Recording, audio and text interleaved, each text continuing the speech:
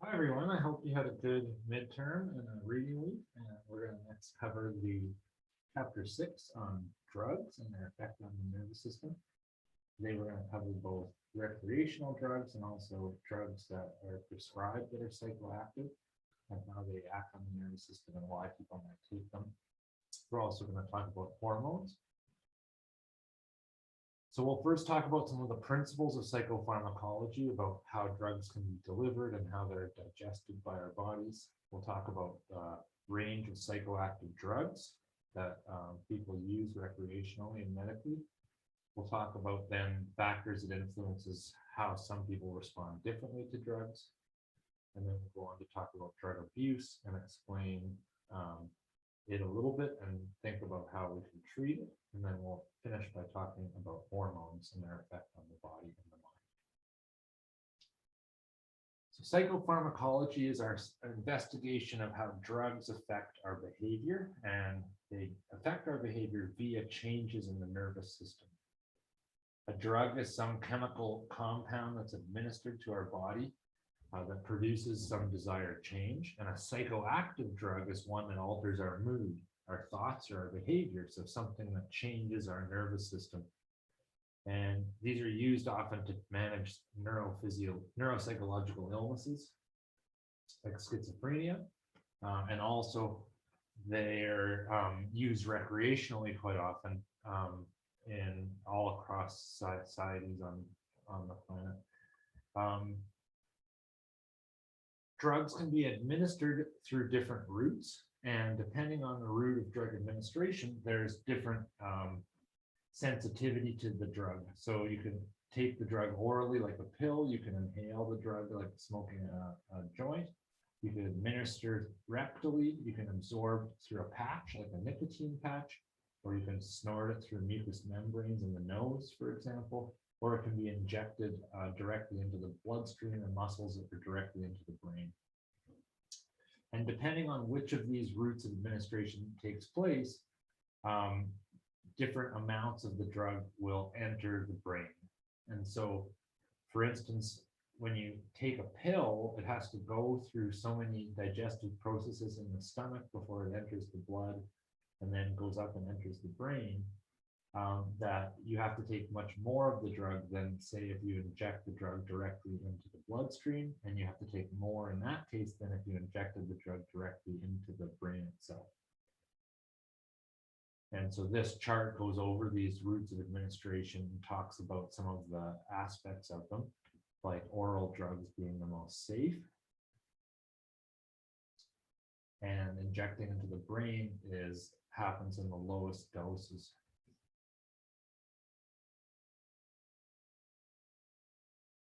Drugs can also be absorbed through the skin into the bloodstream. Drugs that are inhaled in the lungs get absorbed quickly into the blood and have few barriers. So oral administration is easy, but it has the most barriers, and so you'd have to take the most of the drug. And as we said, there's much fewer barriers if it's directly injected in the bloodstream, which is why recreational IV drug users do that. You can use less of the drug to get the same effect.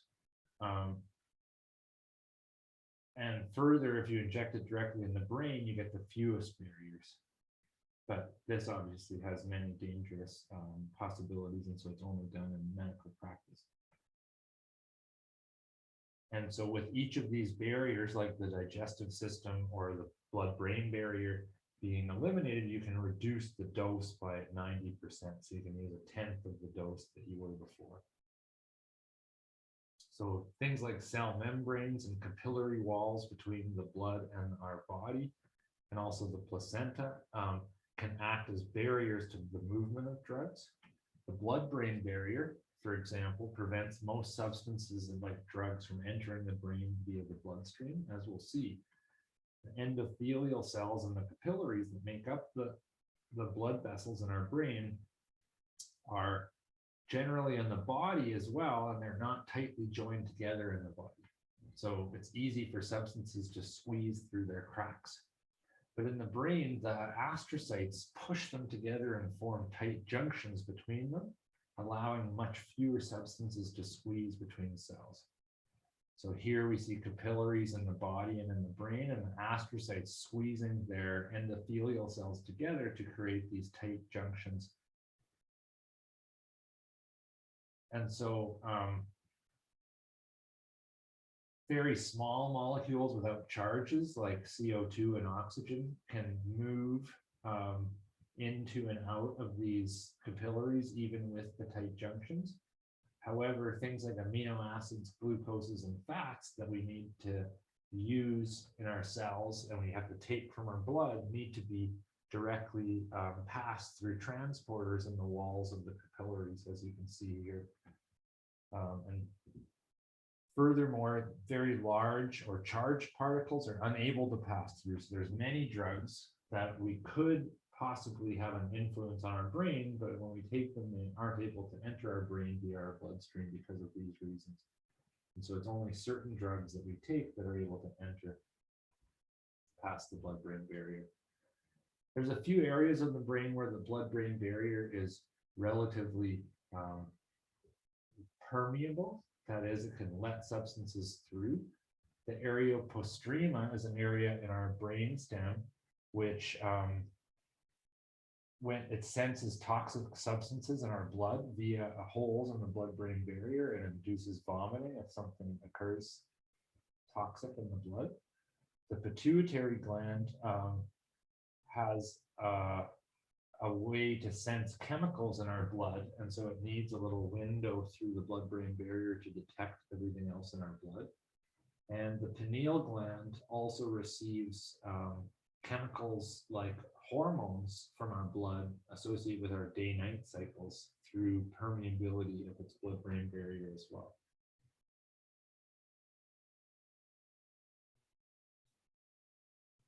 So oxygen and carbon dioxide can pass freely through, but complex molecules either need to be carried across by transport systems or pumps, or if they're big enough and they're charged enough, they might not even be able to enter the brain.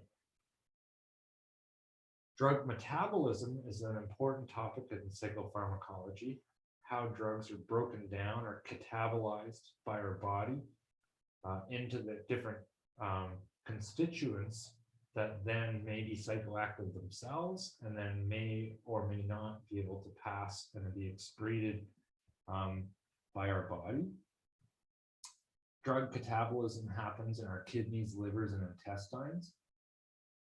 The drug byproducts of these catabolic reactions are excreted in urine, feces, sweat, breast milk, and the air we exhale. For instance, leading to the ability to test your blood alcohol content using a breathalyzer. Some things that can't be catabolized, like mercury, can build up in the body over time and become toxic. There's a certain enzyme family, cytochrome P450, that is involved specifically in drug catabolism, especially in the liver. And the liver's job, one of its main jobs, is to catabolize those drugs and other substances that we eat into things that are more easy to excrete by our body. Finally, the main principle of psychopharmacology maybe is that these drugs can exert their influence by influencing synaptic signaling. Any psychoactive drug is psychoactive because it changes the activity at the synapse such that it makes the presynaptic cell more likely or less likely to make the postsynaptic cell fire. And if the substance increases the function of the synapse, that is, it makes the presynaptic cell more likely to activate the postsynaptic cell and create an action potential, we call it an agonist. And we call it an antagonist if it blocks or decreases the function of that synapse. And so we'll talk throughout the lecture today about antagonists and agonists for various neurotransmitter systems in the brain. Now, these drugs can act on various stages of the synaptic process. You remember from chapter 5 a couple of weeks or months ago that the synaptic process involves the synthesis of new neurotransmitters in the cell body's axons and terminals, the packaging, storage of these neurotransmitters into vesicles, the release of the neurotransmitters from the presynaptic terminal. I'll actually go to the next slide. Right, so we'll have the synthesis and the storage and the release. We have receptor interaction on the postsynaptic neuron. Then we have inactivation of the neurotransmitters, either in the extracellular space or a reuptake of the neurotransmitter, where it can then be degraded into other constituents. So we can have reuptake or degradation of neurotransmitters.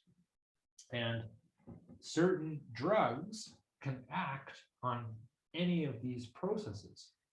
And so, for instance, the acetylcholine synapses have various drugs that have been shown to act on various stages of this synaptic process. So eating a choline-rich diet increases acetylcholine in the first couple steps. Black widow spider venom promotes the release of acetylcholine, where botulinum toxin or Botox blocks the release and creates less activation of the postsynaptic muscles. Nicotine stimulates the receptors. So it's a foreign substance that activates the receptors themselves and makes them depolarize the cell of the muscle and make it more likely to clench. Whereas curare, the neurotoxin and poisonous darts found in tribes, used by tribes, blocks these receptors and doesn't let ions pass through, leading to muscle paralysis. And physiostigmine and organophosphates can block the inactivation or the degradation of these acetylcholines in the synaptic cleft. And so we'll talk in this lecture about other drugs besides these 5 or 6, and we'll talk about how they can act on various neurotransmitter type systems in the brain. And we'll imagine that this action can happen at many of these different levels of the neurotransmitter process. Finally, we'll talk about tolerance and sensitization to drugs. So tolerance, similar to neural habituation that we talked about in chapter 4, is a behavior that we learn where our response to the drug stimulus weakens when we get repeated presentations of the stimulus. If you go out drinking every night, you end up becoming less intoxicated by the same amount of alcohol. This tolerance can occur in 3 different ways. It can either be metabolic tolerance, that is, that we have different enzymes that catabolize the drug or drug differently or more efficiently in our liver, blood, or brain and break down the substance better. So if you have the same amount of substance, it will become more broken down now. We have cellular tolerance, that is that like these receptors, for instance, on the neurons in the brain might become less sensitive. And so the same amount of drug won't activate them as much. And also learn tolerance, so a high level kind of learning where people can learn over time, for instance, to adapt to being intoxicated if they become, if they practice something like driving with a couple of beers every day, they can learn to cope with the intoxication.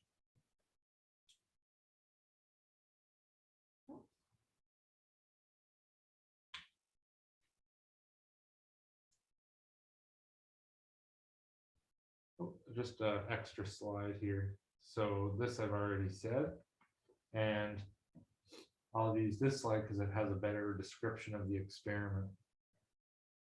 So they gave a bunch of prisoners alcohol every day and measured their intoxication, and they found after about 12 to 20 days, the blood alcohol level and signs of intoxication went down, even though participants maintained the amount of alcohol that they were drinking.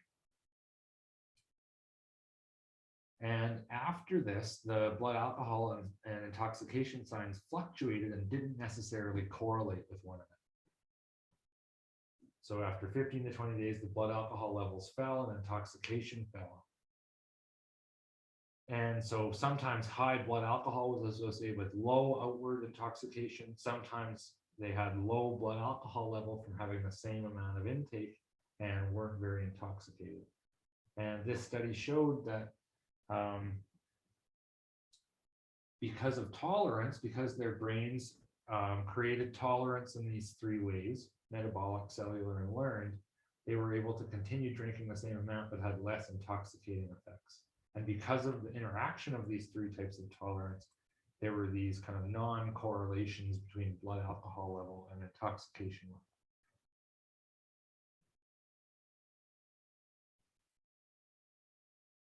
Just a couple extra slides there, but here's the main points about sensitization.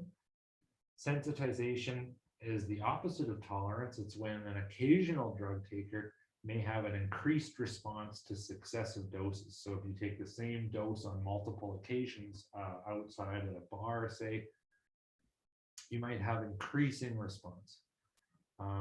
Tolerance usually happens with repeated use, whereas sensitization happens with much more periodic use, so less regular use.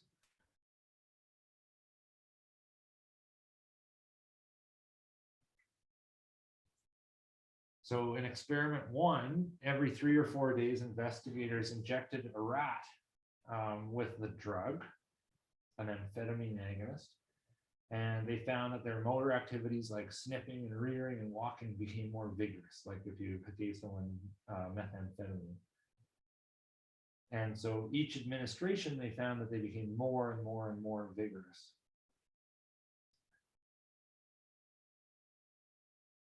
And they found that because of these periodic injections, they had increasing response to the same dose. And they found that there was a reuptake transporter that was blocked as this sensitization happened. In a second experiment, they showed that not only can you have an increase in behavior, like increased agitation as you get sensitized, but you can also have a decrease in behavior. So they showed animals swimming, and they showed that they had more and more time to get to their platform in a water maze experiment, given this antagonist to their dopamine system. So the number of swims increases the time it takes to reach the platform. So they had more and more time to reach the platform as they become sensitized to this drug, which was an agonist, as in it made them move less. And interestingly, these sensitization experiments have all shown that the main effects are only present if the experiment's done outside of the home cage environment. And so these experiments have these effects of sensitization usually happen when we go out and take drugs in a new novel environment periodically. So why is sensitization and the study of it important for drugs and psychopharmacology? One is that some drugs like schizophrenia drugs must be taken for multiple weeks before they become beneficial. So maybe there's some sensitization needed to get the beneficial effects.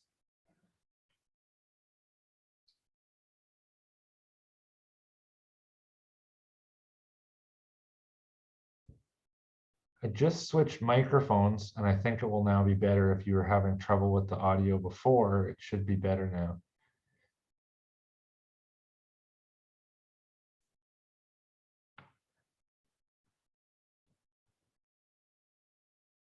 So drug dependence is related to sensitization, and that for someone to become dependent on a drug, they usually have to be sensitized to it by numerous of these experiences where they take the drug outside their home environment. So just trying something at home a couple times in a safe environment doesn't lead to sensitization and doesn't lead to these possibilities of learned dependence. And some things like stress can prime the system for addiction by producing effects that resemble sensitization. So in a stressful time of your life, you'll have increasing effects to certain drugs through similar mechanisms. Okay, next we're going to talk about an interesting topic, a series of different neurotransmitter systems in our brain and drugs that we take both recreationally and medically that act on these neurotransmitter systems.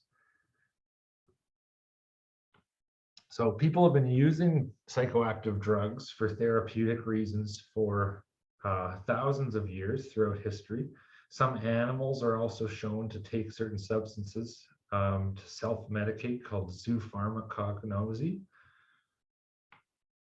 The DSM, the Diagnostic and Statistical Manual of Mental Disorders, offers a classification for diagnosing disorders, and some of these disorders are psychoactive drug use disorders that you can read about. And in this textbook and in this lecture, we're going to group psychoactive drugs based on the primary neurotransmitter system that they act on. But there's other ways to group them, for instance, based off their behavioral effects. And even in the previous version of this textbook, they used other grouping mechanisms. I prefer this new grouping mechanism in the 6th edition based off the primary neurotransmitter systems that they target. This is the main chart that we're covering today, showing the various psychoactive drugs that are used and medically used, and the primary neurotransmitter systems that we're going to talk about that they act on. We'll go through each of these today. I've added one column here, cholinergic antagonists, which includes scopolamine, something that I take for motion sickness when I go skiing. And I've added inhalants as a recreationally used GABA agonist as well. But the rest of this is from the textbook. And we'll go through each of these rows and talk about the various drugs that people take and why they take them, what the effects are. First, we'll talk about the adenosine antagonist that's most common in the world, caffeine. Caffeine, we can call a stimulant. It blocks adenosine, and adenosine makes us tired. We extract caffeine in a number of ways. One, we can put hot water through coffee beans, roasted coffee beans at high pressure, and extract the oil and juice, and that's full of caffeine. But chocolate is full of caffeine as well, and we now extract it and add it to drinks like Coca-Cola and Red Bull as well. So one of the most widely consumed psychoactive drugs is an adenosinergic antagonist, caffeine. It binds to adenosine receptors and doesn't activate them so that they're unable to be activated otherwise. It also inhibits an enzyme that breaks down the second messenger's CAMP. And because the CAMP is then increased, it leads to increased glucose production, which makes more energy available.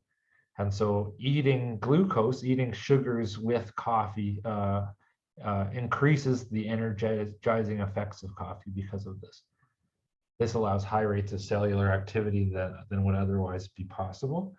But repeated daily intake of caffeine can produce a mild form of drug dependence. And as you know from many of your friends or yourselves, you can get quite in a bad mood when you haven't had a coffee that day, and people spend hundreds of dollars a week or month drinking coffee and seeking out these caffeine drugs.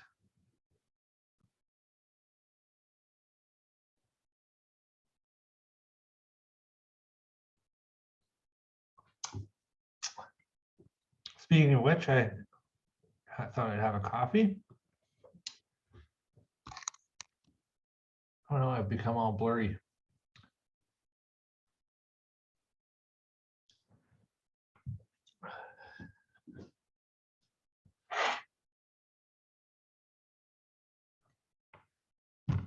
Go. Next, we'll talk about cholinergic agonists. So an agonist of the acetylcholine system, like nicotine. So nicotine is a very commonly used drug that activates these acetylcholine receptors. It's found in the leaves of tobacco plants and also in other types of vegetables, like eggplant. At very low doses, it's a stimulant. It increases activity, but at very high doses, it can dampen neural activity. It activates acetylcholine receptors called acetylcholine nicotinic receptors because they're activated by nicotine. And that releases indirectly acetylcholine and several other neurotransmitters. Nicotine is potentially lethal poison, but so actually, if you inject the amount of nicotine in one cigarette into a non-cigarette user, you can kill them.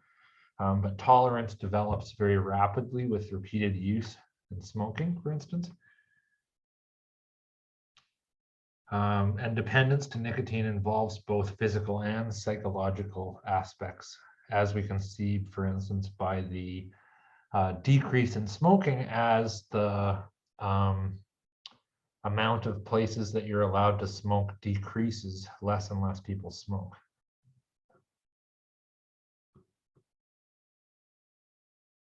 Oh, there was one other thing. Oh, vaping. A lot of the negative effects of cigarette smoking are because of the added carcinogens to the tobacco, including the plant leaves itself. And so extracting the nicotine and adding it to an inert substance like the vape juice, which I think is propylene glycol and one other substance, is a much safer alternative because you don't have all those carcinogens. You can also take this orally, through the bloodstream in your mouth with chewing tobacco. I wanted to add a couple pictures here, but I guess I've forgotten about the cholinergic antagonist scopolamine.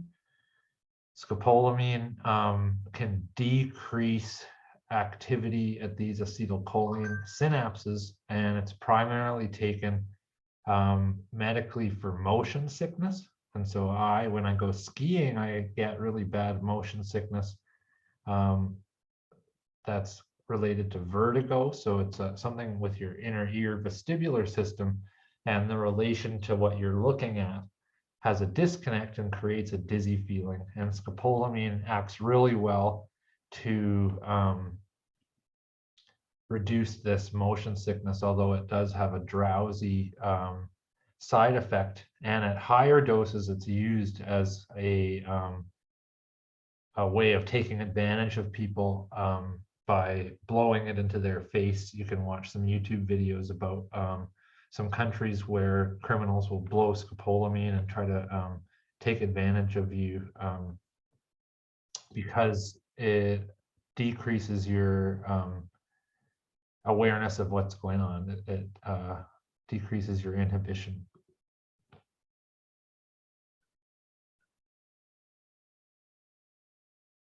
So next we'll talk about Gabaergic agonists. So these increase activity at the Gabaergic synapses.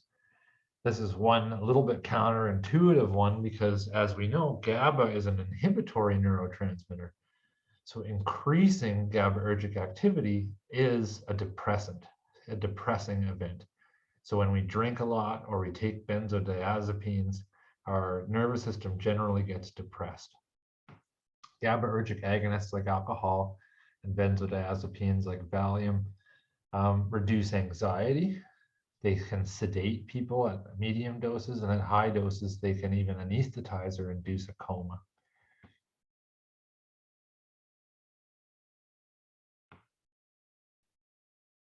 drugs like alcohol are called sedative hypnotic drugs, and they have a certain binding site on the GABA channel. GABA, you can see, has a different binding site. And third, the benzodiazepines have a third binding site, these anti-anxiety drugs. And the anti-anxiety drugs increase the frequency that the pore opens, whereas the alcohol and barbiturates, which are not listed here, maximize the time that the pore is open each time it opens. And so these have kind of synergistic effects. And just because there's alcohol here and the pore is open for longer doesn't mean that when benzodiazepine is taken, its effect doesn't also occur. So these effects summate. And so a mixing of benzodiazepines and alcohol is a very dangerous mix of drugs, and it's apparently responsible for just as many deaths in the United States a year as traffic accidents, which is a preposterous 38,000 deaths per year. Also, in addition to traffic accidents, are from these mixing of benzodiazepines and alcohol. So the excitation of these GABA receptors produces an influx of chloride, and this chloride increases the negative charges, hyperpolarizing it and making it less likely to fire. And making the postsynaptic cell less likely to fire. And this widespread reduction in firing is why these GABAergic drugs, agonists, have depressing behavioral effects. Benzodiazepines include Valium, Xanax, and Klonopin. And they're usually prescribed to reduce anxiety in people. If you take it repeatedly, you have increased tolerance. Alcohol consumption has many short-term psychological and physiological effects, but they can change depending on different factors like your environment, how much you've eaten, your weight. Long-term consumption can increase risk of alcoholism, and alcoholism can lead to damage to our nervous system, as well as every other organ system in our body. It's a very dangerous dependence compared to dependence on some of these other drugs. So here's some examples of benzodiazepines. These are kind of minor tranquilizers that are prescribed for anxiety. Some for temporary anxiety, like you have to have a major surgery, so your doctor will prescribe one of these for you to get over the impending fear, or for the stress of a death of a family member. You can see that these benzodiazepines and alcohol have, with increasing doses, different effects from a relief of anxiety up to general anesthesia.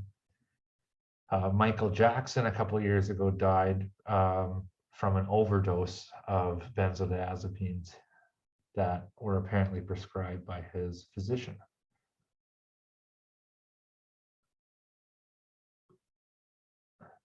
Alcohol, as we've seen, is another GABAergic agonist and a depressant. It has a very high heritability of dependence, up to 50%. And it has very quick onset of metabolic and functional tolerance that can develop. So you can need more and more of the same drug to get the same effect. It can affect almost every tissue in our body. Alcohol is created by fermenting sugars. You say potatoes or grains or grapes that can create wine. And different types of alcohol have different volumes. Sorry, different drinks that you might get at the bar have different volumes of alcohol. And so drinking less of a high volume alcohol will give you the same effect as a beer.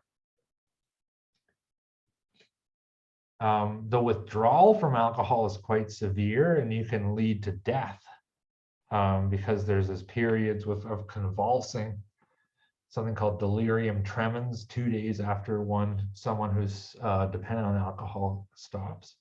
Alcohol can lead to long-term deficits in memory called Korsakoff syndrome, which we'll talk about a little bit, cirrhosis of the liver from the constant catabolis of this drug.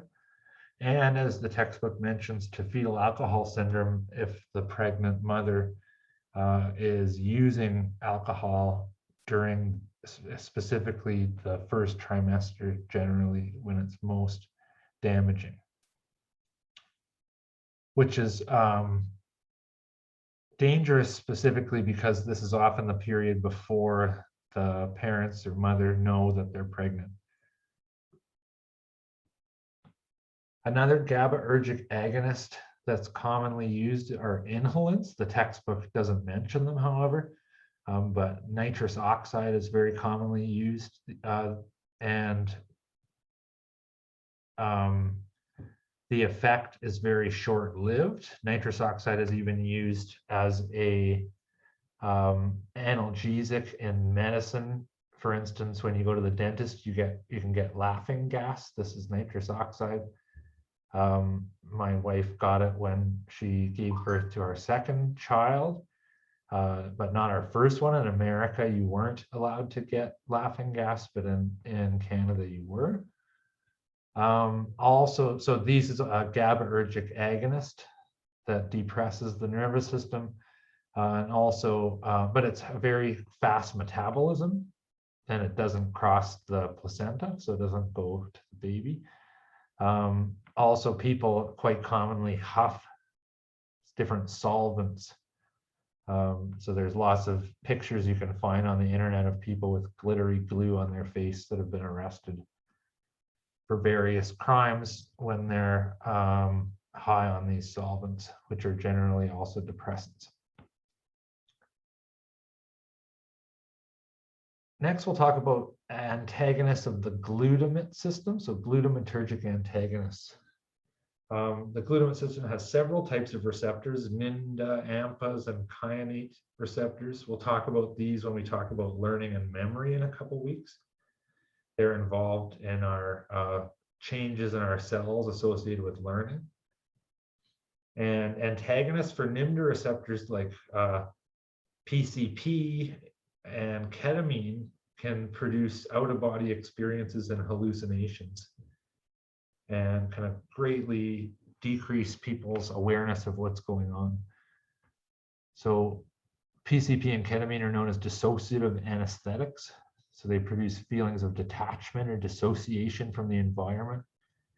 And because they distort our perceptions of sight and sound. And ketamine is currently being prescribed as an anesthetic, and is also being tested as a depressant, as an antidepressant as well. So these dissociative anesthetics like GHB or ketamine produce these altered states and hallucinations. They were developed as anesthetics. So ketamine is commonly known as a horse tranquilizer. These are often associated with date rape drugs. And so, for instance, GHB and ketamine are been associated with drugs at bars that one might get slipped in their drinks.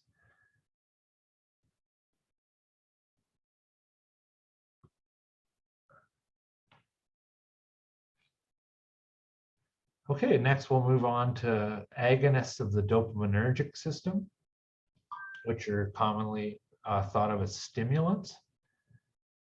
Just like coffee is a stimulant because of the way it acts on the CAMP. These drugs are stimulants because of the effects that occur when they act on the dopamine system. So for instance, cocaine, amphetamine, and methamphetamine are agonists of the dopamine system used recreationally. Other agonists that are used medicinally include Adderall and Ritalin and L-Dopa as well. So Adderall is commonly called Dex or dextroamphetamine, and Ritalin is methylphenidate. So these are the chemical names, and then the the brand names of the drug.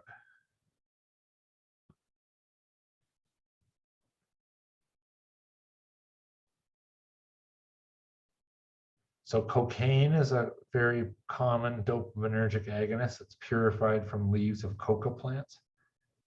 It can be sniffed, where it's absorbed through the membrane, or injected into the blood less commonly.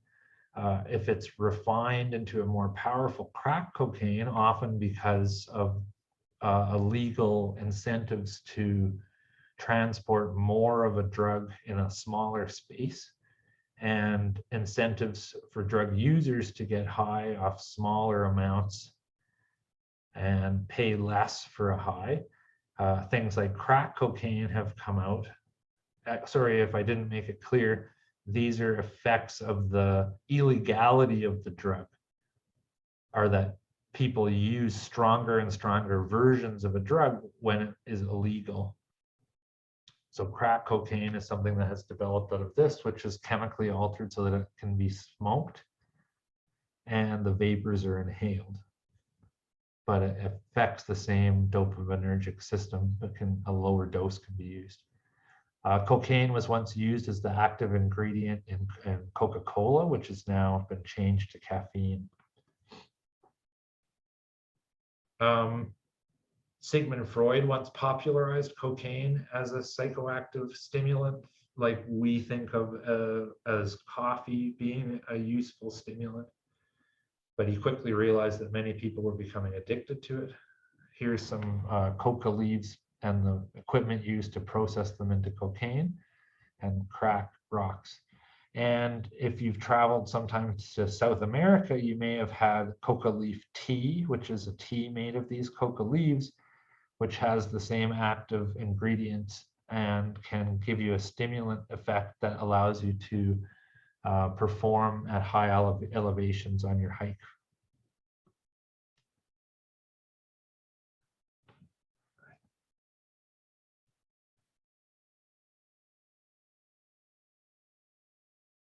So these dopamine agonists act at different parts of the dopamine synapse. Amphetamine increases dopamine in the cleft by reversing the dopamine transporter.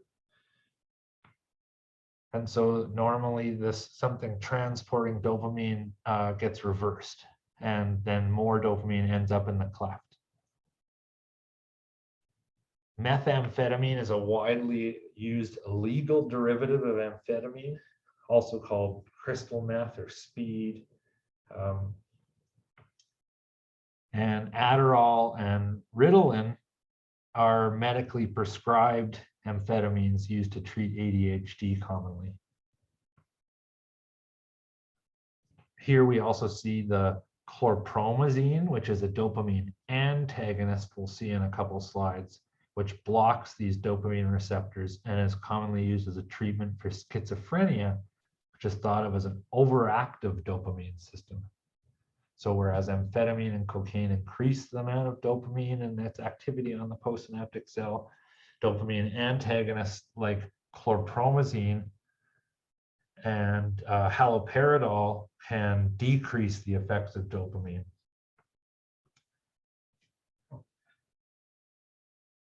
So just to reiterate, amphetamine blocks dopamine reuptake, leaving more dopamine in the cleft. It stimulates release of dopamine from the presynaptic membrane as well. And both of these mechanisms increase dopamine in the synapse. These drugs have widely been used as treatment for ADHD, Benzodrine inhalers as a cold medicine, and then more recently Ritalin and Adderall, commonly used to treat hyperactivity of children in schools. The textbook mentions that although there's some effect in motivation and focus of these treatments for ADHD, there is no evidence that there's lasting benefits on education and focus in class.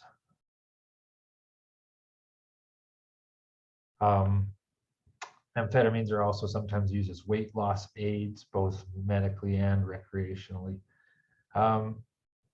Methamphetamine is a derivative that you might have seen in Breaking Bad being produced. this crystal methamphetamine. It's relatively inexpensive. And we'll talk in a couple slides about opiates and the dangerous opiate epidemic happening in Alberta. But as I was reading through the latest statistics about opiates, I realized a dangerous fact that now 58% of opiate overdoses also have methamphetamine at the time in their system. And this has increased over the last 4 years. And this corroborates evidence that there's increasing methamphetamine problems in our province right now, as well as the opiate problems going on, which is also apparent if you look out on the streets while you're walking around. Another popularly used dopamine agonist, set of dopamine agonists are ecstasy or MDMA, also called Molly on the street. Related substances like cat, which is a plant that's chewed in regions in the Middle East. Sometimes in some countries, over 80% of men chew this cat every day. Another stimulant. And phentermine.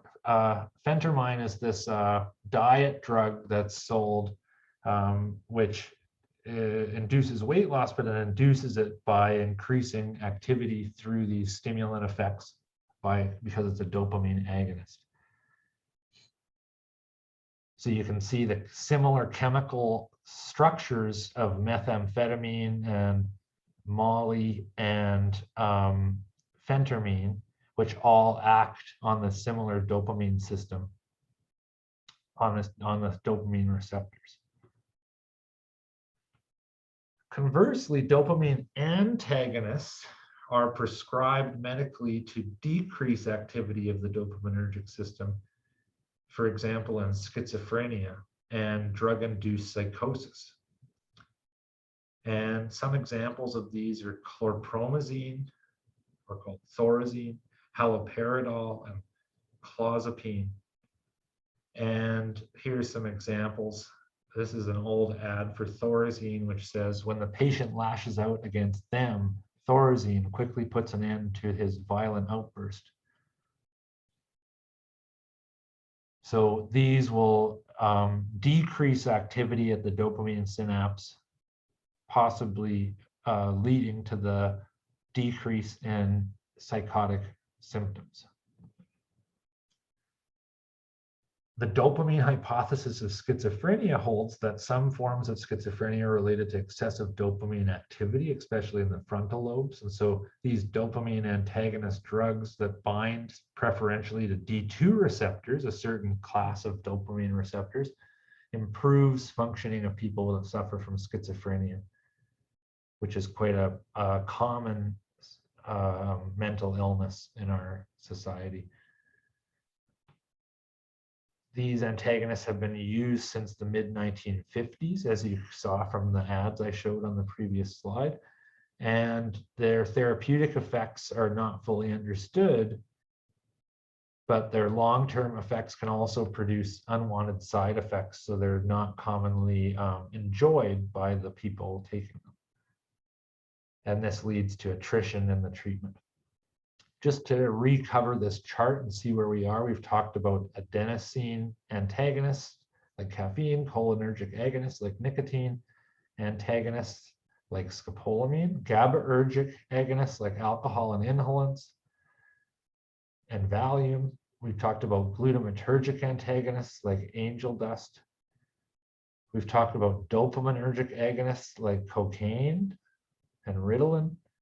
And now dopaminergic antagonists like clozapine that you can take if you suffer from psychotic issues. And next we'll talk about finally the serotonergic agonists or psychedelics. Then we'll talk about opiates like fentanyl, and we'll finish by talking about cannabinergic agonists like THC.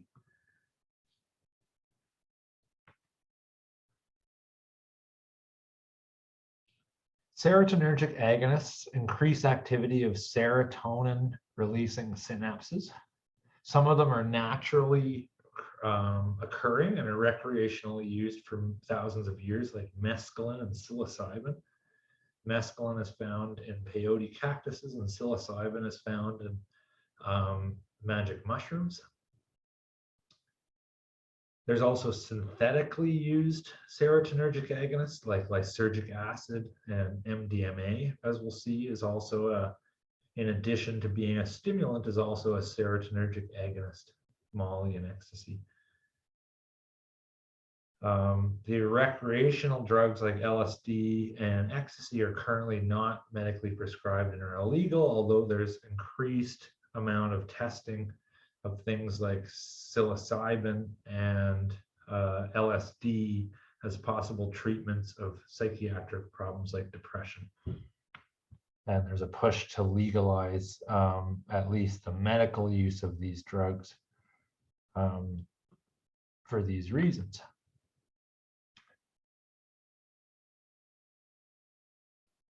However, some serotonergic agonists are medically prescribed for the treatment of depression. For instance, MAO inhibitors or monoamine oxidase inhibitors block the enzyme MAO from degrading the neurotransmitters serotonin, which is 5-HT, norepinephrine, and dopamine.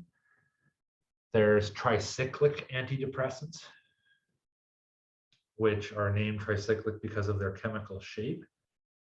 And they block serotonin reuptake. So instead of serotonin getting reuptaken into the presynaptic cell, it gets stuck in the synaptic cleft and hangs out there and has more effect.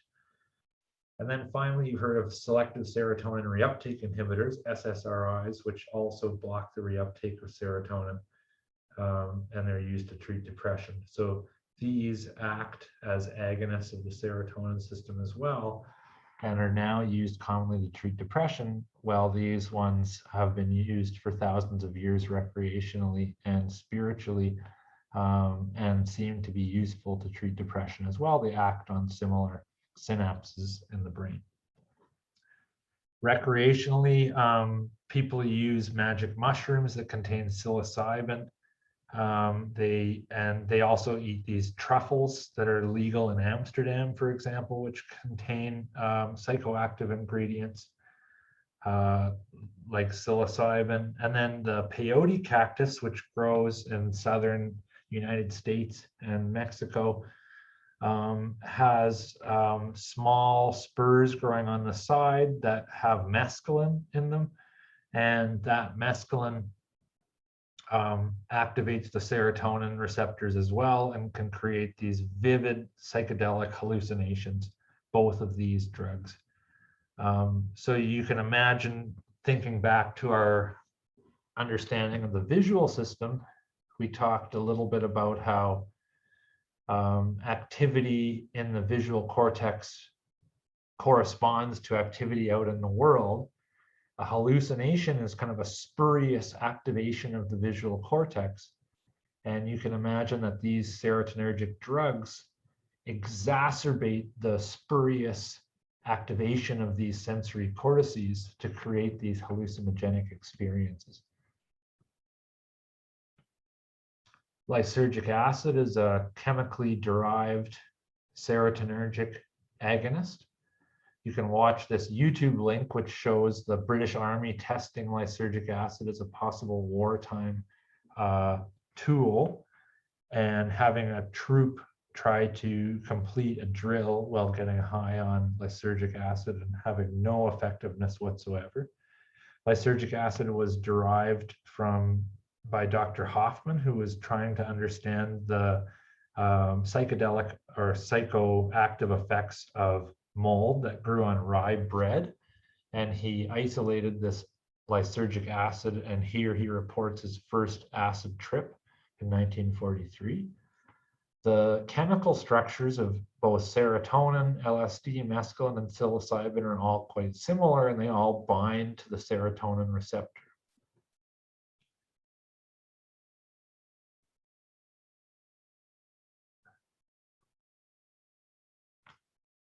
In addition to activating the dopamine system and acting as a stimulant, we see that ecstasy and Molly, MDMA, elevate serotonin concentrations by blocking reuptake, and therefore also have serotonergic effects, some slight hallucinogenic effects, but also effects on mood.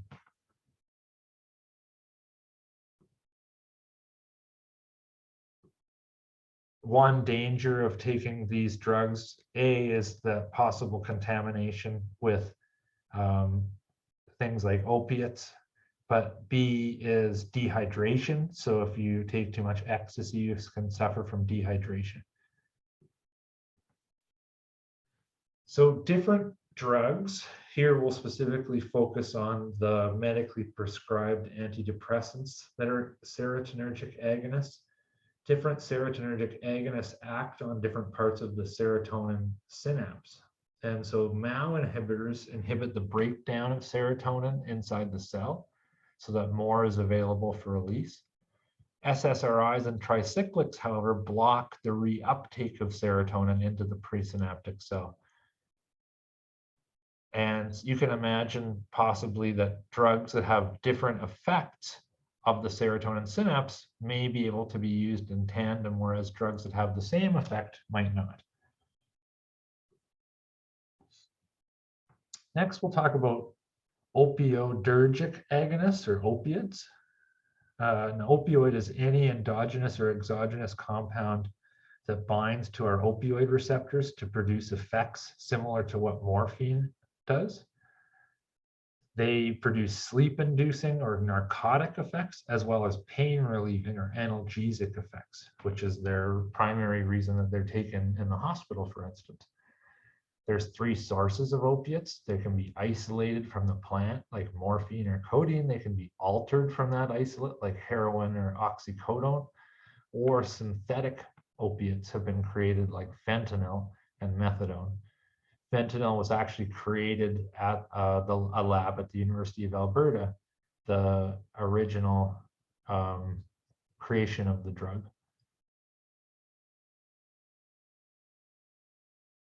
There's 5 classes of opioid peptides: dynorphins, enkephalins, endorphins, endomorphins, and nociceptin receptors. So these are different types of receptors that can be bound to by these different types of opioids. And as you might know, we have naturally produced opioids that can bind to these receptors. It's like when we go for a run and we get these analgesic effects or runner's high after we go on this typical exercise, is due to naturally occurring endorphins that are produced when we have difficult physical activity. So heroin is produced from poppy plants that are scored, and a cream that comes out the side is collected and turned into morphine and heroin, and can then be made into codeine as well. And in the past, there were, for instance, opium bars in Western Canada and around the world where people would come and take opium in the comfort of a commercial establishment. And another example of the illegality of the opiates that was in part introduced by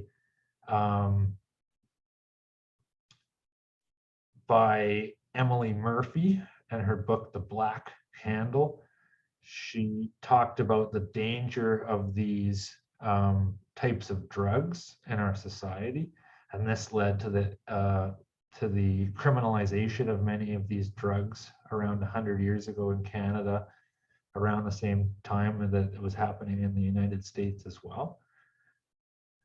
And this illegality has led, simultaneously with the knowledge of viable medical treatment using these drugs, like the codeine in your Tylenol 3s or oxycodone that you take when you have your wisdom teeth out, increasingly concentrated drugs have started to be used recreationally because people don't have access to these safer, less concentrated alternatives. And so the increase in things like heroin and fentanyl use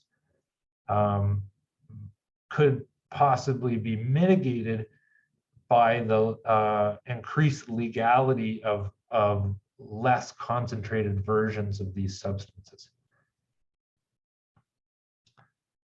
Opiates are particularly dangerous in our society right now and are particularly burdensome on our healthcare system. There's a crisis going on for the last 5 years. You can read about it in this McLean's article, which talks about many university-aged Albertans and Western Canadians that get caught up in a cycle where they take painkillers prescribed by their doctors and get addicted based off tolerance. They come to abuse these painkillers over time and desire more and more relief from their symptoms and pleasure from the drug, and then search out and end up taking illegal versions of the drug, and this can lead to contamination by dangerous versions of opiates like fentanyl. Fentanyl is a very concentrated version of an opiate that is shipped over illegally and manufactured overseas and shipped over because such a large number of doses can be shipped in such a small package. Then it can be divided up into millions and millions of doses to create a street drug.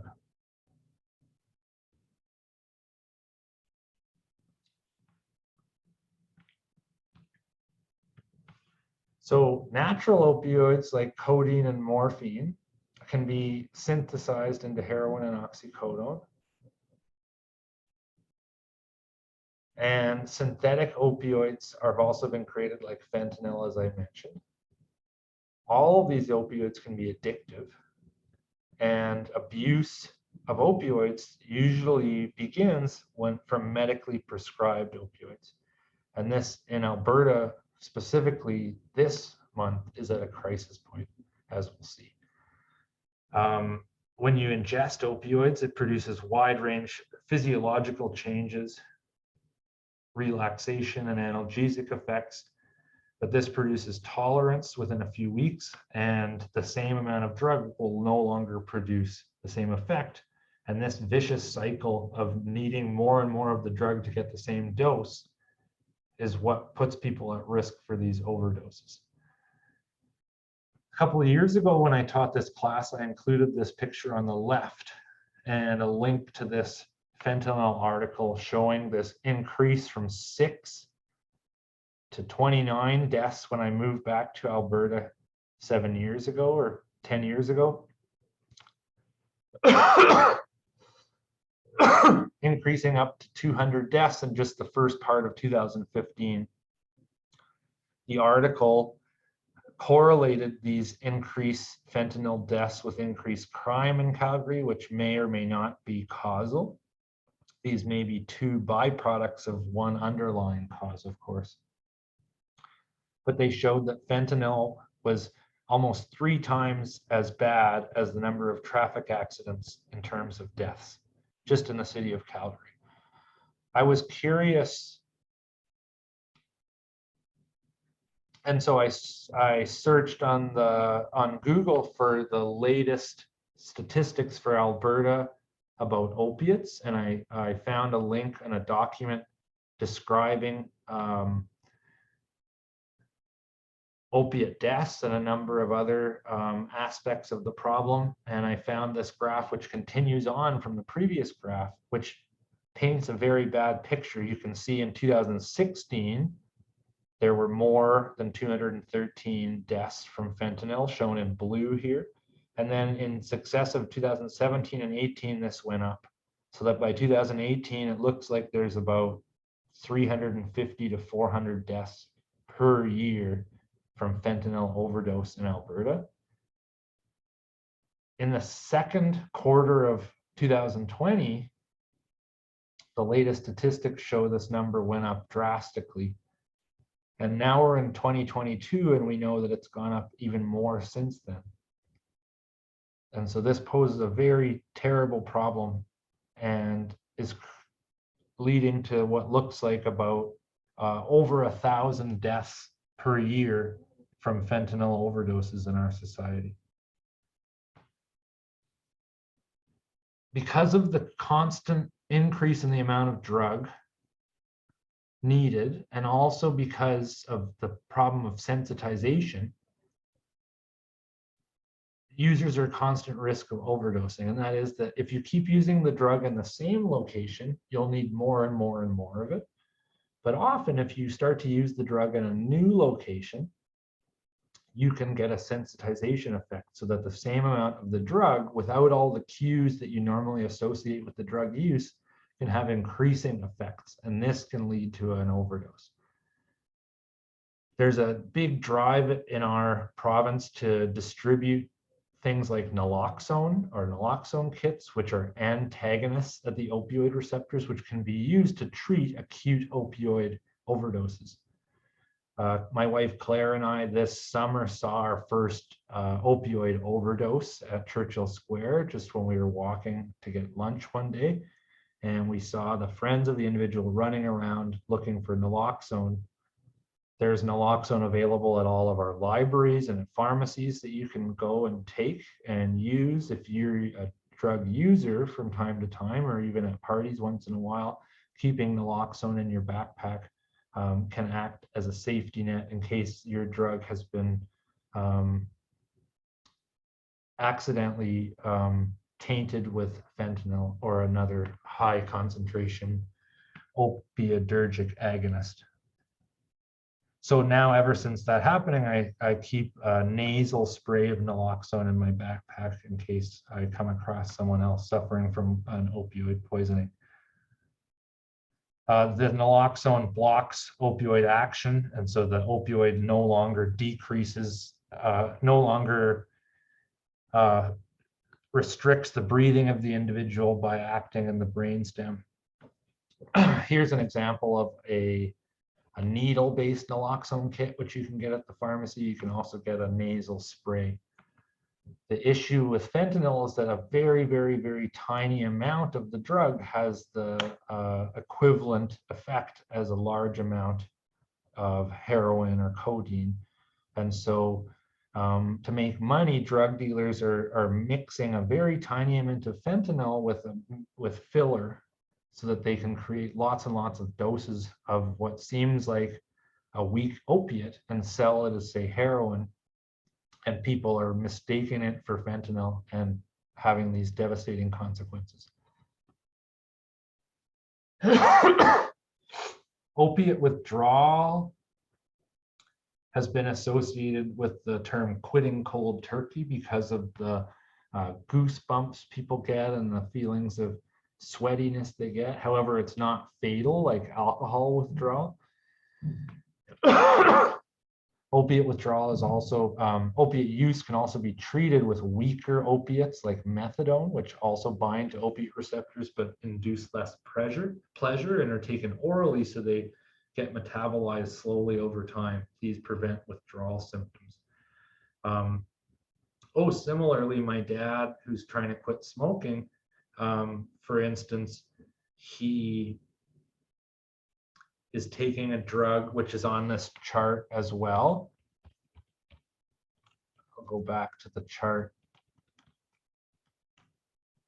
here. He's taking Cognex Tacrin, which binds to these nicotine receptors and slowly makes you crave nicotine less and less, or makes you crave nicotine less and less over the months that you take it.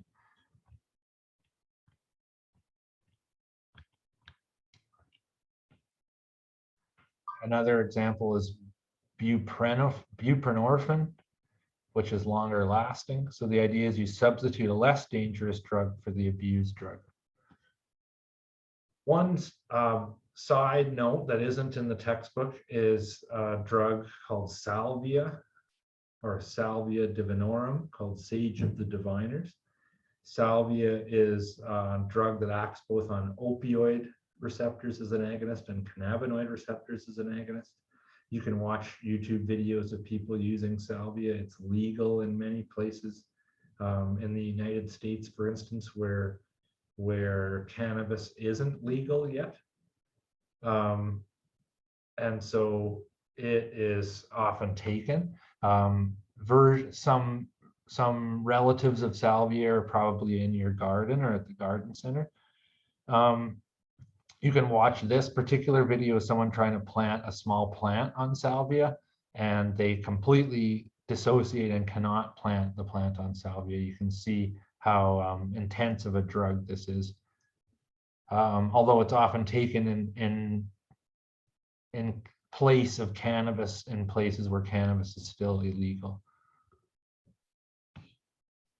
Finally, we'll talk about cannabinergic agonists like THC, a drug that just became just became legal, what has long been popular in Canada. THC is one of 84 cannabinoids that is present in the cannabis plant, and THC is the main psychoactive constituent. That is, it's present in the largest quantities. THC alters our mood and cognition by interacting with CB1 receptors, which we saw in chapter 5, are primarily on the presynaptic neurons and are involved in retroactive messaging between the postsynaptic neuron and the presynaptic neuron to indicate that some neurotransmission has happened. So these normally endogenous cannabinoids, which we'll talk about, like anandamide, are produced by the postsynaptic cell and travel back to these presynaptic CB1 receptors. When we take THC, for instance, if you smoke a joint or eat a cannabis gummy, that THC will go into your bloodstream and into the brain and bind to those presynaptic receptors and have similar effects as the anandamide. Both CB1, CB2 receptors and anandamide were both discovered just in the last 20 years by a scientist named Methuselah in Israel. And so these are some of the newest neurotransmitter systems that we understand. And some have even represented this neurotransmitter system, the endogenous cannabinoid neurotransmitter system, as a third primary function of the nervous system. Besides inhibition and excitation, there's this kind of homeostatic dampening. Every circuit can inhibit itself using this CB1 signaling. CB2 receptors are found more often on glial cells and in other tissues of the body, and THC also binds to them. Cannabis has extremely low toxicity. No one has ever died of the toxicity of cannabis. Some people have died, I believe, from increased heart palpitations that were susceptible to heart attacks from cannabis use. And people may have died from things that they did while they were on cannabis, not from the direct toxicity of the cannabis itself. There's lots of evidence now that cannabis and THC and CBD are useful, as well as other cannabinoids, as therapeutic agents for a number of disorders we'll mention in a second. But generally, there's been legal restrictions on the use and derivation of derivatives, and this has hampered scientific investigation. And it's still very difficult in Canada, even with the legality of the medical and recreational cannabis use, still very difficult to do research in Canada using cannabis. THC is derived and found in the flowers of the cannabis plant, which can then be extracted in various forms like hashish or hash oil, and taken in various methods. The THC is created specifically in these trichromes, which grow on the side of the cannabis flowers, these small mushroom-looking objects, and the cannabinoids are floating in the heads of these trichromes. And the rest of the plant doesn't have any of the active cannabinoid ingredients. This is the most up-to-date image of a trichrome head showing the substances inside it as well. As we know, the THC binds to these CB1 and CB2 receptors, as do the other cannabinoids in cannabis. The receptors are on the presynaptic neuron, and we saw that often the postsynaptic neuron will send endogenous endocannabinoids back to the presynaptic neuron. These act as exogenous endocannabinoids that we take orally or we inhale. And the receptors for cannabinoids are found distributed throughout the brain and body. Cannabis sativa is the common hemp plant from which THC is commonly derived. THC is the primary psychoactive constituent of the plant, but there's 80 others or more present. We talked about the endogenous transmitter anandamide as well. There's another one, 5-arachidactyl acid or something similar to that, an endogenous endocannabinoid.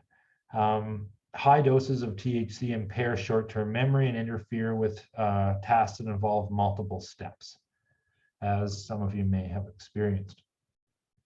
The addiction potential for cannabis is quite low compared to other commonly used drugs that we've talked about today, and the negative effects of the long-term use of cannabis are far less severe than those associated with other legal substances like alcohol and tobacco, which is one of the reasons that the government legalized cannabis, chose to legalize cannabis.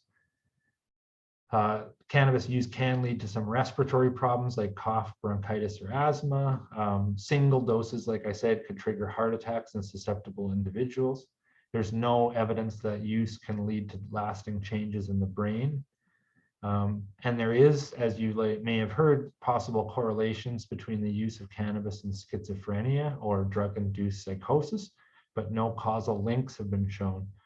And scientific consensus is that it could be also the case that, the alternative scientific point of view is that it could be the case that people that had a pre-susceptibility to schizophrenia may be inclined to use cannabis already, and there's not actually a causal link between the cannabis use.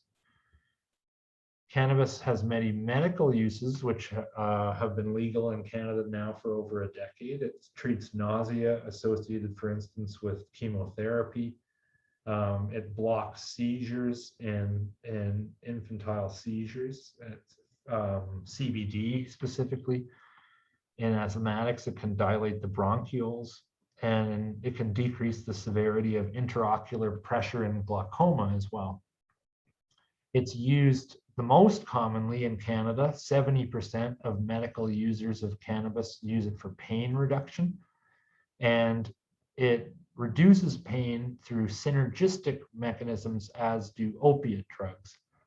Both bind to receptors in the para-aqueductal gray region around our central canal in our brainstem, where they block these upcoming pain signals from our body.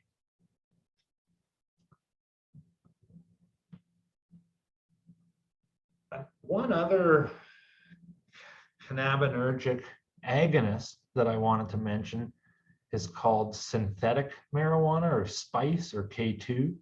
This is very popular in jurisdictions where cannabis remains illegal. It can be made about 100 times more potent than THC. These are chemicals that are made in labs that are made to bind to CB1 receptors in similar ways as THC, but they bind more effectively such that they're more strong. And you can watch this amazingly scary documentary about Britain's synthetic marijuana addicts, showing that this drug is a very hard drug, similar, it looks like, in the effect, the negative effect on people's lives to drugs like heroin and methamphetamine. And this shows also that at sufficient quantities, cannabinergic agonists can be dangerous. It's just that THC doesn't bind anywhere near as effectively as these synthetic cannabinergic agonists. And so when we say that THC, when you've heard your peers say that THC might not be addictive or that THC isn't dangerous, don't read that to understand that taking drugs that bind to endogenous cannabinoid receptors can't necessarily be dangerous. I was at a cannabis paraphernalia store getting a present, and I watched a guy come in with his kid and buy in Edmonton about 7 years ago, when medical cannabis was legal, but recreational cannabis was illegal. I watched him buy some of this synthetic marijuana with his kid and then leave. And I asked the attendant at the store, why do people even still buy this if they could get a prescription for cannabis or they could take cannabis? And he explained that this guy's employer likely tested him for cannabis and he would lose his job if he was found to be taking cannabis. And so instead he took this much more strong and dangerous version of the drug, which was unregulated and unsafe, and possibly unsafe to him because of the illegality of taking the much more safe version. So I hope you see the theme of this story and how it relates to some of the stuff I've already said, that the illegality of these substances can lead to the dangerous use by the users. So this brings us to the end of our coverage of this chart of psychoactive drugs. We've talked now in this last section about serotonergic agonists, like psychedelics. We've talked about opioidergic agonists, like fentanyl and heroin. And then finally about caffeinergic agonists, like THC. Sativex is the medically available, I think it's a nasal or oral spray in America that's available right now, which is used to treat things like glaucoma or nausea in medically legal states.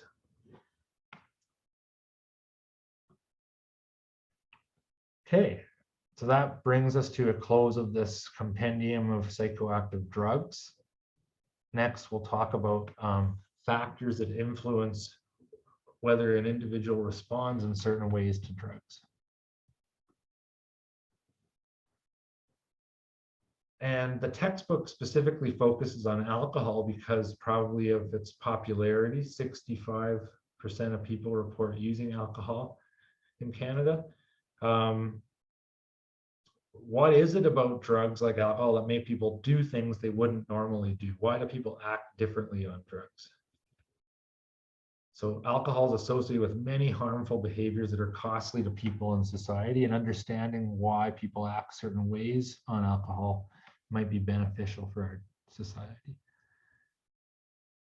There's 3 theories laid out in the textbook of why alcohol has these effects on our behavior. One is Disinhibition Theory, which is the kind of oldest theory, that alcohol has a selective effect on the cortex that depresses it in regions that control judgment, like the frontal lobes, and it spares subcortical regions that might be responsible for our desires and instincts.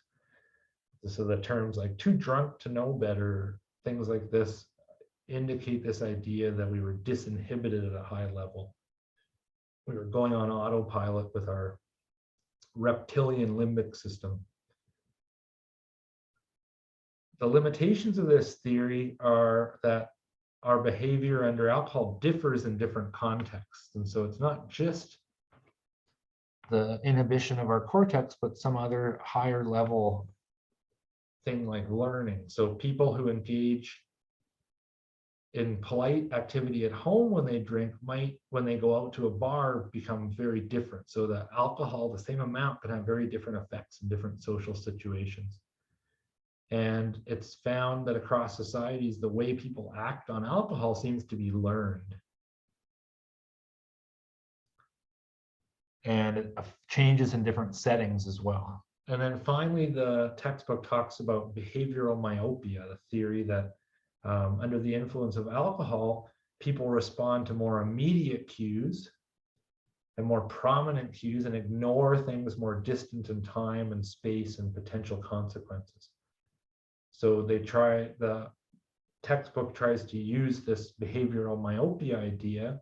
Maybe they're thinking about it from an animal research point of view, that an animal under the effects of alcohol might be more susceptible to kind of more prominent cues than more long-term goals. And they use this to explain things like lapses in judgment, risky behavior, things like aggression and reckless driving when people are intoxicated. And I think that my perspective is maybe most like this learned perspective, and that in our society, we seem to treat alcohol intoxication as an excuse to act in a way that appears disinhibited. And you can see how that combines this idea of disinhibition and behavioral myopia with this idea, this higher level idea of learning. Finally, we'll talk about addiction and dependence a little bit. So substance abuse we define in the textbook as a pattern of drug use in which people rely on a drug chronically and excessively, allowing it to occupy a central place in their life. So for example, I didn't used to drink coffee before I became a professor at the university. And when I came here, I decided to start trying it to see if it improved my job performance. And I started out drinking just a couple coffees at Tim Hortons and getting an espresso from here and there.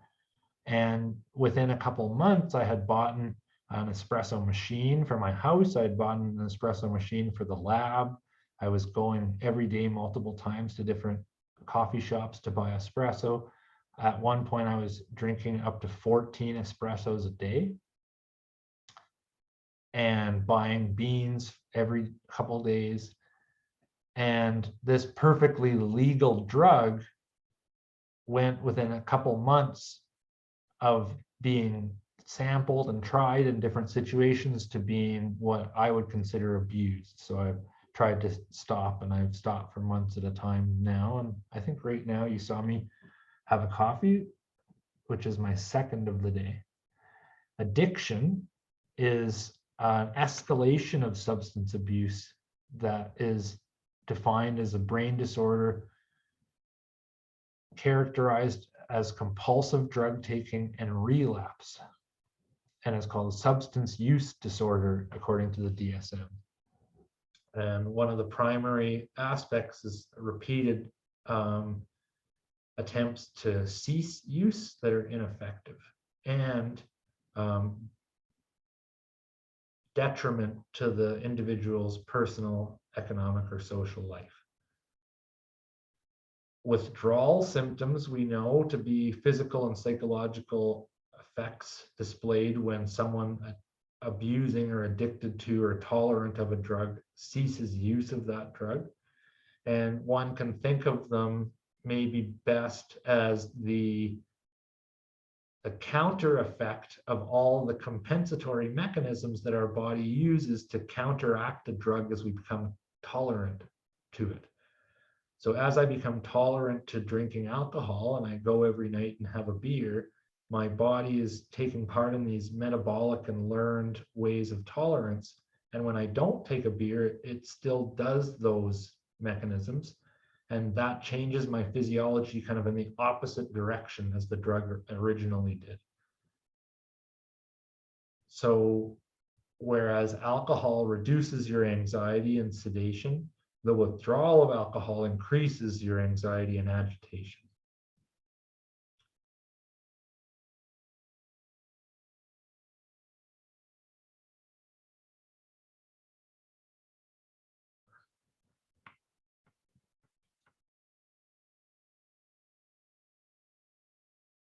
Okay.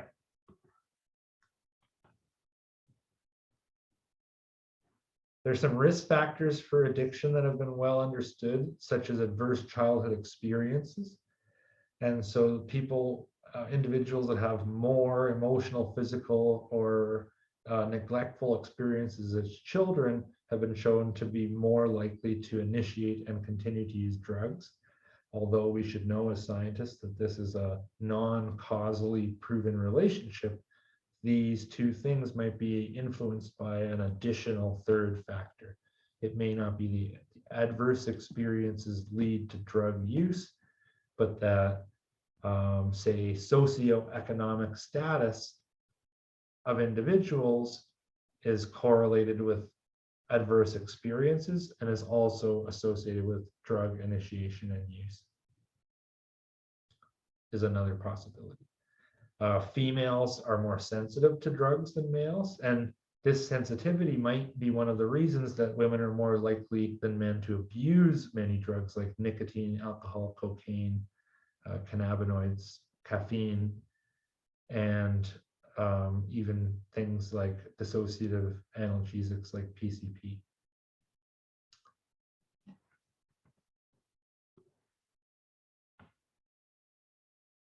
Next, we'll talk about drug abuse and treatment of drug abuse.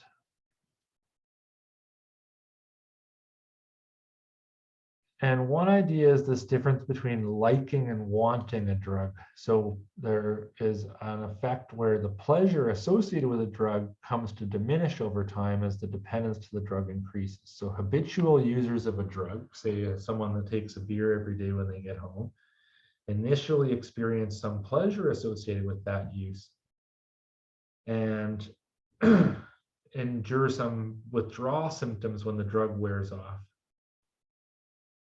And so one original idea was maybe people are just taking the drug to counteract those withdrawal symptoms.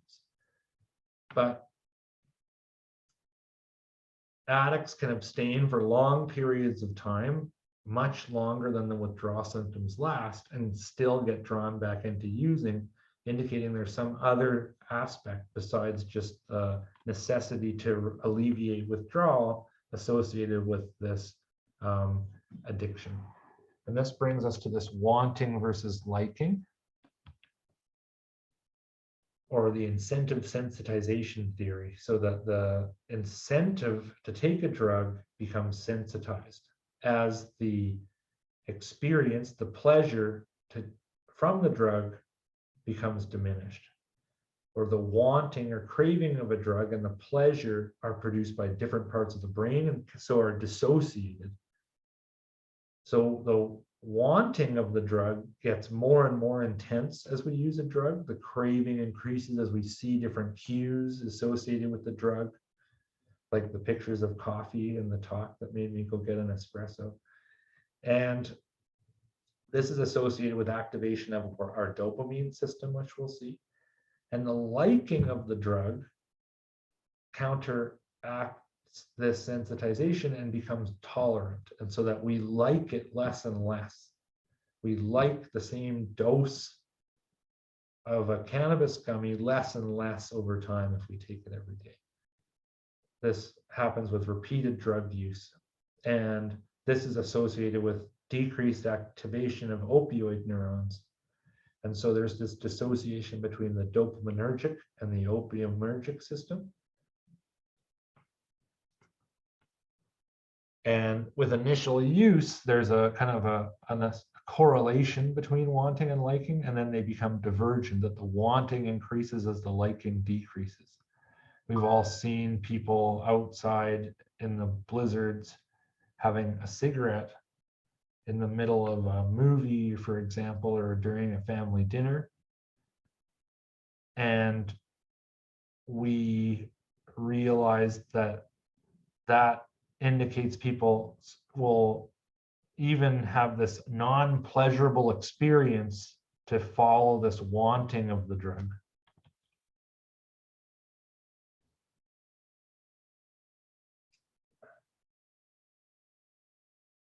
So the decision to take a drug is made in the frontal cortex. And it activates opioid systems related to the pleasure, but wanting the drug seems to be related to activity of this dopaminergic system, starting with neurons in the ventral tegmental area that release dopamine into the frontal lobes.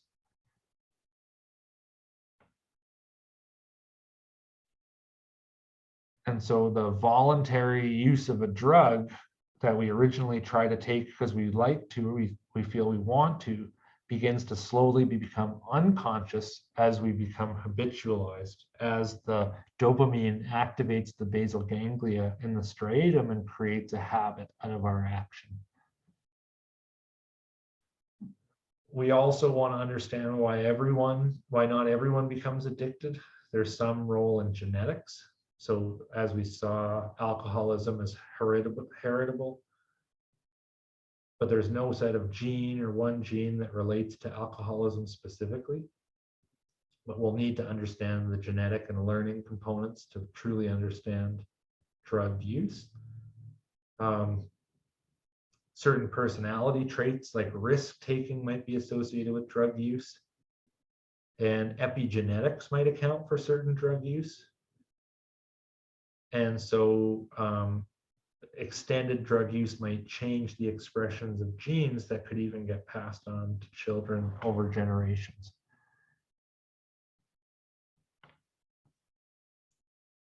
One interesting disconnect is that the percent of people using a drug and the illegality of a drug are not correlated. So even beyond this graph, which doesn't include coffee, the top 3 drugs, coffee, alcohol, and cigarettes, are all legal. So the most commonly used drugs are legal. The 4th most commonly used drug, cannabis, is now legal in many jurisdictions in the world. And psychotherapeutics are becoming legal.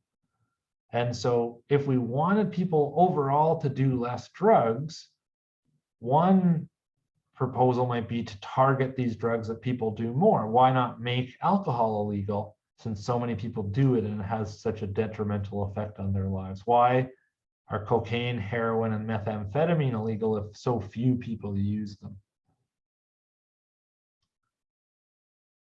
And so these legal prescriptions of what's legal and what's not aren't always rational. And this leads to difficulty in treating things like heroin use. If your dad or friend tells you they want to quit smoking cigarettes, you go to the Shoppers Drug Mart and ask them, hey, I want to quit cigarettes, and they'll give you a couple products to help you quit cigarettes. If they come to you and say they want to quit heroin, there's not publicly available mechanisms that are, first of all, they might be less inclined to come to you in the first place because of the negative connotations of heroin use. And then there's not readily available ways to treat this heroin use at Shoppers Drug Mart.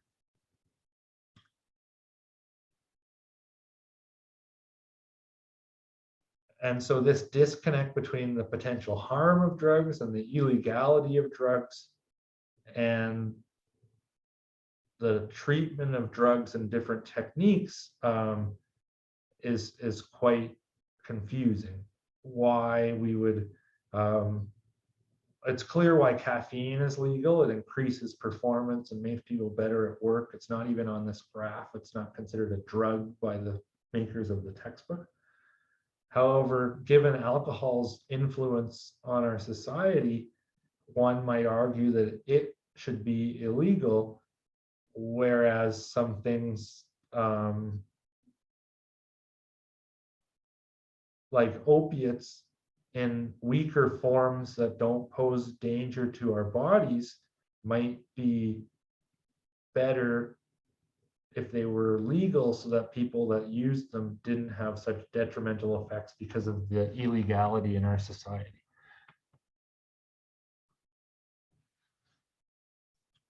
Can taking drugs cause damage to the brain?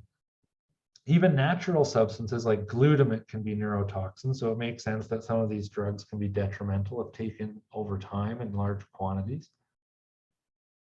And we have to separate the taking of the drug from the factors associated with drug use. Like one of the dangers of taking IV heroin isn't from the heroin itself and the effects on our physiology, but from the dangers of sharing IV needles with other users and from repeated IV drug use without clean, sterile environments. This is associated with the use of the drug in unsafe, illegal settings, not from the drug itself. Do drugs initiate problems or aggravate pre-existing conditions? Is something that's important to understand when we try to study the effects of drugs on brain damage. For instance, a link between schizophrenia and cannabis. And it's hard to isolate which ingredients might be harmful from which ingredients might be beneficial medically. Here's some examples from the textbooks of neurotoxins, which include things like botulin and spoiled food, and also caffeine, which can kill you and your neurons in sufficient quantities. Tetrodotoxin, this pufferfish, blocks the sodium channels. And so these things can all have, and bee and wasp stings have apamin, which blocks calcium channels. These things can all act as neurotoxins and have dangerous effects. Drugs that act on glutamate system can be toxic because glutamate receptor activation causes calcium to come into the cell. And this activates a suicide gene that leads to cell death. So for instance, domoic acid in the hippocampus can lead to damage in dark silver here. And so, for instance, they've shown that massive quantities of MSG, monosodium glutamate, can lead to cell death, although there's no studies that show that MSG in quantities that we eat in human food has this detrimental effect. We know that chronic alcohol use can be associated with damage to both the liver, but also to the brain, the thalamus and limbic system, associated with memory loss and Korsakoff syndrome. Alcohol doesn't directly cause this damage. It's caused by vitamin B1 deficiency, thiamine, because there's very low amounts in alcoholics' diets, and it also interferes with the absorption of vitamin B1 alcohol. And because of its role in maintaining cell membrane structure, this can cause to break down in the limbic system and memory disorders in chronic alcoholics. Also, alcohol use during pregnancy is associated with brain damage, fetal alcohol syndrome in kids, as we've seen. There's evidence in long-term MDMA use of degradation of serotonergic terminals. So it can be a dangerous drug to use repeatedly over time. And cocaine use has been related to blockage of cerebral blood flow and change of blood circulation, and can be possibly toxic to neurons as well. Finally, we're going to complete this lecture talking about the hormonal systems in our body and brain, which are similar to these psychoactive drugs in that they can change our behavior and our mental state. Our hormones are controlled hierarchically from our hypothalamus through to our pituitary gland and into endocrine target glands throughout our body. The hypothalamus produces neurohormones that stimulate the pituitary gland. The pituitary gland then secretes hormones into the blood, and these influence endocrine glands throughout our body. And these endocrine glands that receive information from the pituitary glands in the blood release their own hormones into the blood that act on target organs and also act back on the brain via the hypothalamus. Here's a graph showing that, say, incoming sensory stimuli or a thought that you might have might produce neurohormones that enter the anterior pituitary gland or the posterior pituitary gland. The pituitary gland then sends hormones based off this incoming signal into the bloodstream, in green, which target endocrine glands in the body. Endocrine glands then release hormones back into the blood, which stimulate organs and the body as well, and the brain as well. Some examples of hormones are steroid hormones, which are fat-soluble chemical messengers, which are synthesized from cholesterol, like thyroids or sex hormones, like testosterone, and also peptide hormones, or chemical messengers synthesized by DNA that affect target cells' physiology. So these are created from messages in our DNA and instead of synthesized through reactions. And examples of these are growth hormone and insulin. There's 3 classes of hormones, which we'll briefly talk about. One is homeostatic. These maintain a balance of things like sugars and regulate our physiological systems. We'll talk about sex hormones, which control reproductive functions and sexual development, as well as behavior. And we'll finish talking about glucocorticoids, which are secreted in stressful times, and they're important in metabolism as well. So keeping our body in a state of homeostasis is one of the important roles of our hormones. And one example of a breakdown in these homeostatic hormonal mechanisms is diabetes, or diabetes mellitus, is caused by a failure of the pancreas to secrete insulin.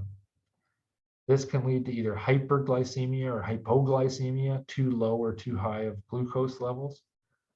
And so this kind of feedback between the pancreas and the brain is leading to incorrect maintenance of glucose levels.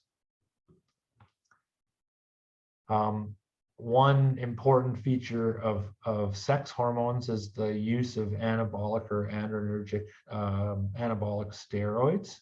These are synthetic hormones that are related to testosterone that were originally used by Russian athletes, developed by Russian scientists, and are commonly used in both medical practice and recreationally, you might say, to increase testosterone or to increase muscle tone. These have muscle building effects and masculinizing effects, just like testosterone. They're also used for people undergoing gender change. There's health risks associated with use of anabolic steroids, like reduced production of natural testosterone and reduced fertility in males, increased aggression, increased risk of heart attack and stroke, dangerous functions of the liver and kidneys. And here it's listed as a health risk, but it's sometimes taken as the goal in someone that's goal is to change their gender, their outward appearance of their gender, is that it can masculinize someone who's born female, taking these synthetic hormones.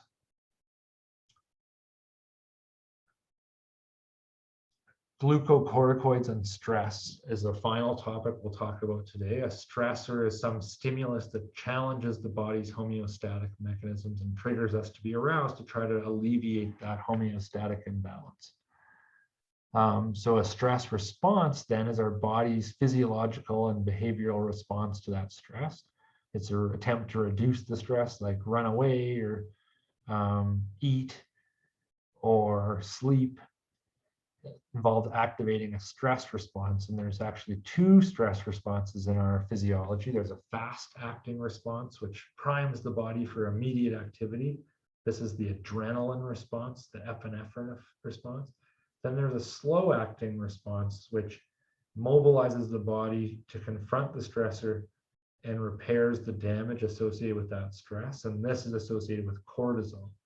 This is the stress response that we more often associate negatively, the long-term effects of stress. So the hypothalamus can send a signal through the spinal cord, and then the sympathetic division of the autonomic nervous system is activated, and it stimulates the adrenal gland, which releases epinephrine, this adrenaline, into the circulatory system, to the brain, the body, and the endocrine glands.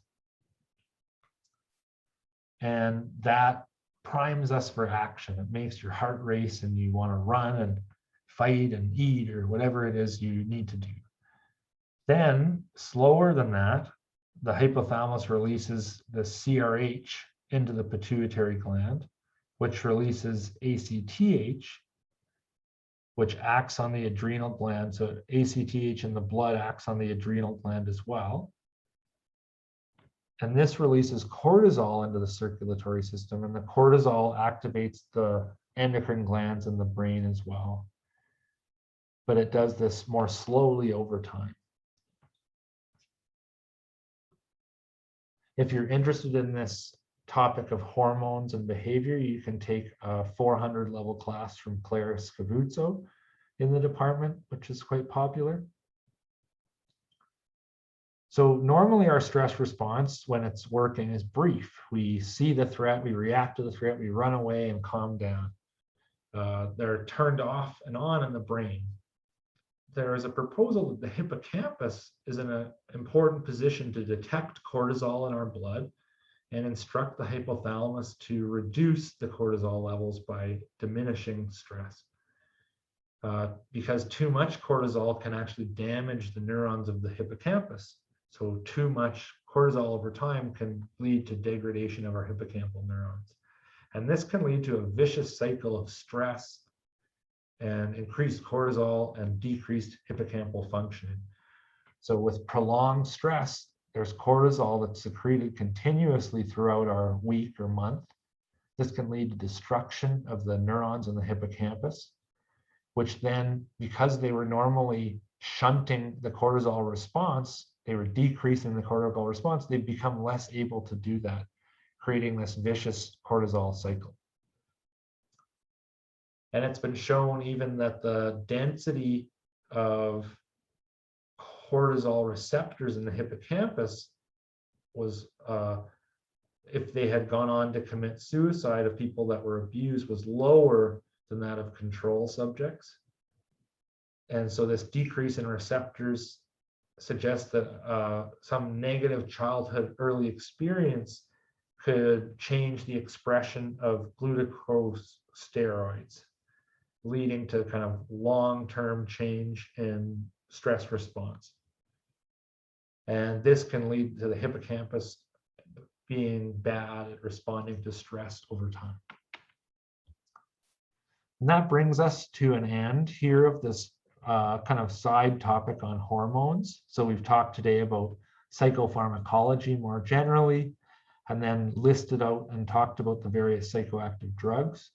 We've talked about factors that influence how people respond differently to these drugs in different situations and why they may or may not become addicted to them, and how we can help if need be. And we've talked about hormones as well and their role in our cognition and our behavior. Thanks very much.